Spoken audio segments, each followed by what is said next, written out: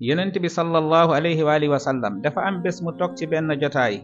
tëdd sonu ci benn njaganaay jotaay bi nag ki ñuy wax Abi Bakrata mi ngi woon ci jotaay bi mu ne ñu jékki rek yonent bi nañu alaa unabbi'ukum bi akbaril kabaa'iri salaasan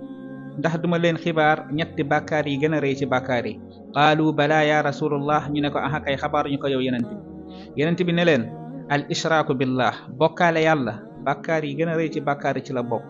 ñu ne ko waaw mu ne wa uquuqul walidayni lor ñaari way jur ci bàkkaar yi gën a rëy ci bàkkaar yi la bokk ñu ne ko waaw Abi Bakrata nee na yonent bi dafa soonu woon mu daal di jóg toog mu ne alaa wa qawlu zuur dama ni waxu mboosóorit maanaam waxu caay-caay waxu kàccoor wax ju amut solo ci bàkkaar yi gën a rëy ci bàkkaar yi la bokk yonent bi nekk di bamtu baat bi alaa wa qawlu zuur alaa wa qawlu zuur Abi Bakrata nee na yonent bi insiste ci waxu mbóosóor maanaam wax ju ñaaw ci bàkkaar yi rëy yi la bokk nee na ñi dem bay ngéeju ak a neexoon yonent bi noppi mbokk lan ngay jàngee ci lii mooy liñ gën a banaliser suñ jamono tey mooy ay wax yi ñaaw rawatina ci internet bi ci live TikTok yi fépp wax ju ñaaw dañ koo banaliser minimiser ko te yàlla xam na ne ci bàkkaar yi gën a rëy ci bàkkaar yi la bokk moo tax benn woykat nee na awwid lisaanaka qawlal xayri tuxza bihi inna lisaana lima aw watta yataad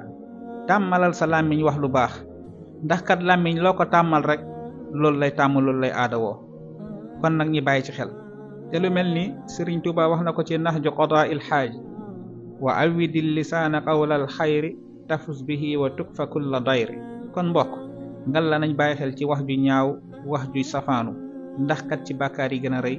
ci bàkkaar yi la bokk wassalaamu aleykum